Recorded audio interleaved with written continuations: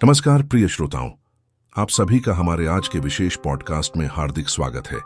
आज हम बात करेंगे भारतीय संस्कृति के एक अद्वितीय पहलू की, जिसे हम महाकुंभ और कल्पवास के नाम से जानते हैं।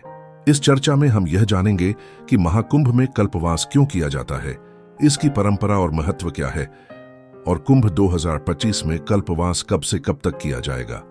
तो चलिए शुरुआत करते हैं इस रोचक और आध्यात्मिक यात्रा की।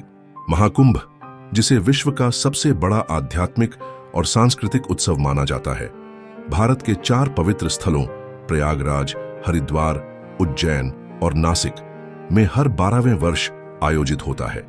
यह आयोजन न केवल धार्मिक दृष्टि से महत्वपूर्ण है, बल्कि यह भारतीय संस्कृति और परंपराओं का प्रतीक भी है।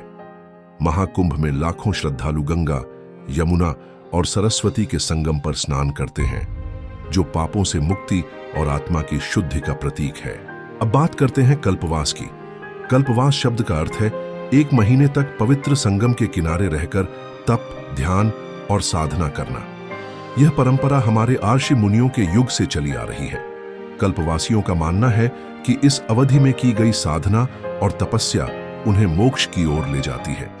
कल्पवास के दौरान श्रद्धालु सादगीपूर्ण जीवन जीते हैं। वे कुटिया में रहते हैं, साधारण भोजन करते हैं और अपने दैनिक जीवन को धर्म और अध्यात्म के नियमों के अनुसार बिताते हैं। इस दौरान व्रत, दान, जप और गंगा स्नान को विशेष महत्व दिया जाता है। कल्पवास का मुख्य उद्देश्य आत्मशुद्धि और आध्यात्मिक उन्नति है।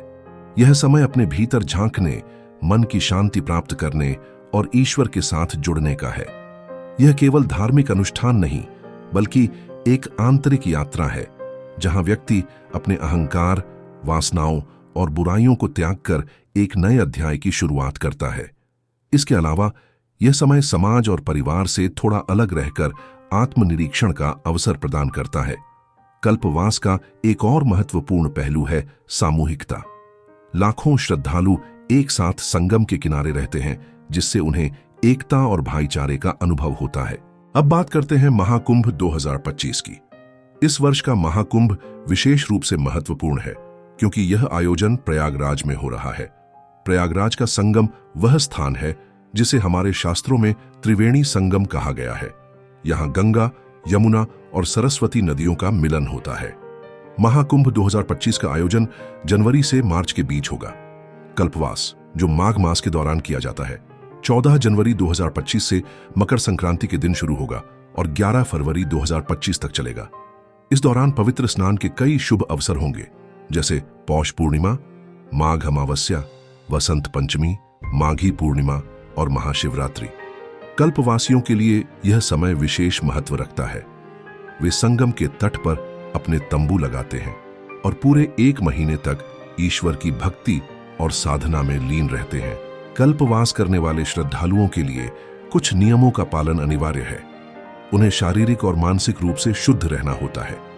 सुबह जल्दी उठकर गंगा स्नान करना, साधारण भोजन ग्रहण करना, ब्रह्मचर्य का पालन करना, सत्संग और कीर्तन में भाग लेना, दान और सेवा कार्य करना। कल्पवासियों का जीवन एक अनुशासन का प्रतीक होता है, जो उन्हें सांसारिक मोहमाया से मुक्त करने में मदद करता है। कल्पवास का अनुभव हर श्रद्धालु के लिए अद्वितीय होता है।